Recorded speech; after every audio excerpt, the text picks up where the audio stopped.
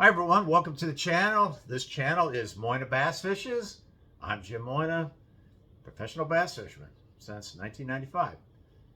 Although I've been fishing my whole life for bass. Born in 1965, so that's 59 years of bass fishing. Anyways, and thanks to my dad for getting me into it. Thank you, Pops. Appreciate it. All right. In this video, I just wanted to talk about a recent outing I had. This would have been November 16th, 2024 on Clearwater Lake in Minnesota. Had an opportunity, a friend, a good buddy of mine who I've known a long time. It's been my team tournament partner for most of my team tournaments in Minnesota over the years. His name's Joe Thrun. He invited me to go out fishing on Saturday, so we went out on Clearwater Lake there by Annandale, Minnesota. We found 47-degree water temperatures. We found the water was clear, and we found, or actually we didn't find any submergent aquatic vegetation. I don't know what happened to this lake, but literally there was nothing to be found. All there was just scrubby stuff along the bottom. There was no standing vegetation, submergent vegetation at all. You had the emergent stuff like cattails and bulrushes, and there were some dying pad stems in a few places. But as far as milfoil, coontail, cabbage weed, anything like that, just gone. Nothing. Now we didn't go to the big main part of the lake. We stayed over in the half of the lake where you might find the I think it's called the Waterfront Supper Club or Bar and Grill, Bob's Bay. It used to be over on that side. That side of the lake was where we didn't go any. We kind of looked all over that side of the lake, but so I don't know what's on the other part. I was assuming the same, but you never know. I can't say for sure. I just know where we were, and I was out on this lake this June. And there's all kinds of vegetation everywhere, and that's in June, and the coontail is only going to get thicker from there on. Coontail does not die off all on its own in the fall. Coontail usually lasts pretty good into the late fall. I don't understand where. I mean, coontail, that's a good late fall weed. It's usually really green in the fall. It usually holds up. I don't know. Cabbage usually doesn't just suddenly disappear. I don't get. But anyways, let's get to the fish. I guess the bottom line is I'm wondering if they went in and poisoned the weeds. I don't really know. I don't have any proof of it. Can't say for sure. It's just highly unusual that there's absolutely no weeds in the lake right now. And when that's just so detrimental to the fish populations. It'll catch up to it. If that's how this lake's going to be, there's going to be way fewer sunfish, way fewer crappies, way fewer largemouth bass. Just the fishing as a whole is not going to be near as good. All right, so let's talk about the fishing that Joe and I found. We went out in his boat. I left my boat at home, so we went out in his boat. His boat does not have forward sonar, so I haven't been fishing without forward sonar for a couple of years, really. So that was different. And the other thing with November's really sketchy. I mean, I'm a really bad fisherman when the water gets below 50 degrees here in Minnesota. I've never been that good at it. So it just so when we got to Clearwater, I mean, we had a game plan in mind, and then when there was no submergent vegetation, that just blew that out of the water. So now we didn't know. So now it's like, well, all you can cast at are the drops, really, or you could fish the shallow bulrushes, the shallow cattails, some pad stems, and that sort of thing. So, anyways, we went out and fished. We went out and did it. And actually, I was pleased with the results. We were out for from 10:30 in the morning until 4:30. So we're out there for a total of 6 hours. And like I said, I don't have a good read on fishing our lakes here in Minnesota for largemouth. For smallmouth, yes, I got a good read. For largemouths, not so much. But we didn't do so bad. And not only that, it was a great day for a mixed bag. So we ended up catching 12 largemouths and 11 northern pike. And it was kind of a fun competition between the pike and the bass to see which species we were going to catch more of, because the pike took a big lead. I think at one point it was like 9 pike to 4 bass, or 10 pike to 4 bass. And then the bass tied it up. Literally, we were going to quit at 4:30. I caught a 12th bass that tied the 12 for the northerns right at right at about 4:25. No, wait. Yeah, okay.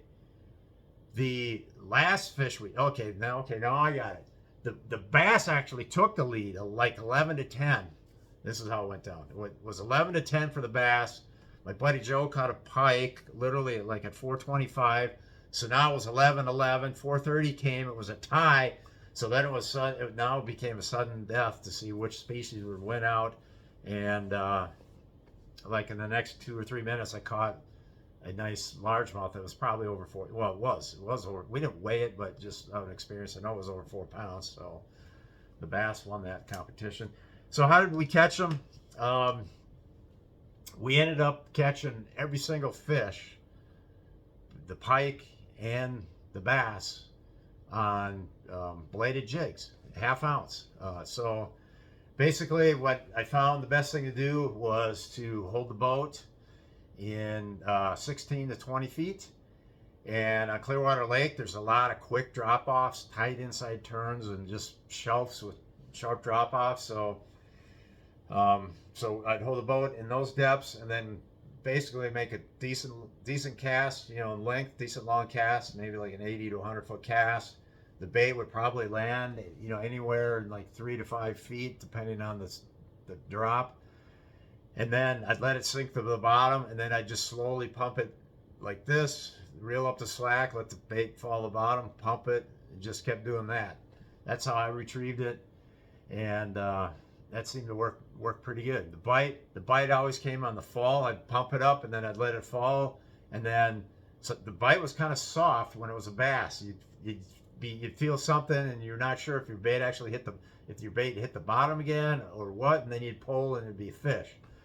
The pike, on the other hand, they would just freaking annihilate it. You'd drop it, and it'd just be crash. They'd just annihilate the thing. Or some of the pike that my buddy Joe caught, he was just on a steady retrieve, and they would just crush it. So yeah, that was kind of the report. I was using a ½ ounce green pumpkin with a gold blade on it, and Joe was using a white one with a silver blade and I think a white trailer of some kind. I had like a green pumpkin trailer, and this is what just Joe had in his boat. This is what he, and I told him when I got there, I said, okay, I want a chatterbait, I want a square bill, I want a spinnerbait, and a jig. I just put the chatterbait in my hand and just never quit. So, and basically, and most of the fish were, a lot of them were single fish. Well, about half of them were single fish, and then the other half were paired up with another fish. So we ended up, there were like 3 places where we had multiple bites. We caught the first spot where we caught a bass, we caught 2 bass. Then we caught 2 bass in another spot, and then we actually had 3 bites in another spot, but one got away. We probably missed about 3 or 4 fish through the day. Don't know for sure if they're bass or pike, but I kind of tend to think that some of those were like bass, just based on how they bit it and the softer bite that it was. So, yeah, we never found any kind of mega school by any means. Like I said, just 3 fish in a pod, and without forward sonar, we don't know how many fish. We had like 2 or 3 bites in those places, so we don't know how many more fish were actually there. This time of year, when the water's cold, they're not quite as active, generally speaking. But that lake's got a ton of largemouth. That's one reason why we picked that lake, because when the water's cold, we're just playing the numbers game. We just want to go out, we want to get bites, have fun, and just see what we catch. The best 5 actually wasn't too bad, probably 16 to 17 pounds, because we had 2 over 4 pounds, and then and then a few around in the 3-pound range. So yeah, probably that 16.5, 17-pound range. So that was kind of nice. And we didn't catch any like dinky fish. They were all 1.5 pounds or bigger, which a lot of times that's what you kind of see when it gets this late in the year. It's like the bigger ones are the ones that bite, and the small ones, the stuff that's like 14 inches or less, those are just fewer and far between. So that's kind of what we saw, what we experienced. With the pike bit best in the first part of the day, and it was kind of a weird day weather-wise. It was kind of windy. It's probably like a steady like 12, 13, 14 pound or 12, 13, 14 mile an hour wind, with a little bit some gusts maybe over that. And then we had we had blue skies for a while, then cloud cover, then blue sky, and then cloud cover. And when that second bank of cloud cover came in, the pike really just disappeared. They just were not showing up, and that's when the bass numbers caught up to the pike numbers. So it's not too late to get out to Clearwater Lake before the ice is up, because we still had 47-degree water temperature. So that technique with the chatterbait: hold about 16 to 20 foot of water, make a long cast up to the shallows, let it sink to the bottom, and just pump it off the bottom, let it sink, pump it up, let it sink to the bottom again. And most of the bites came probably like 10 foot or less, I would say.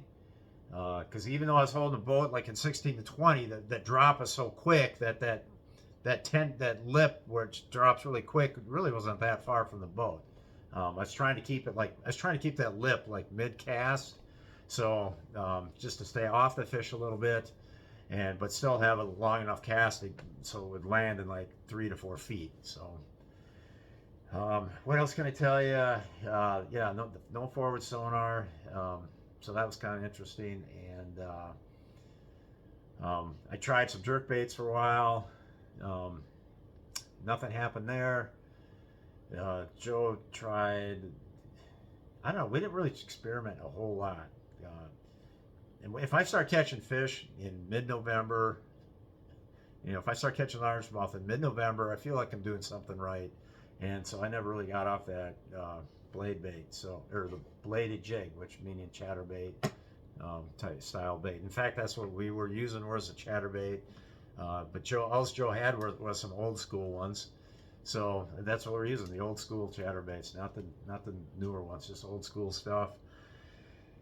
And yeah, that's it. That's my report for Clearwater Lake, November 16th. Thanks for watching this video. It's not too late to get out, but our days are certainly numbered here in Minnesota. Thanks for watching. Over and out.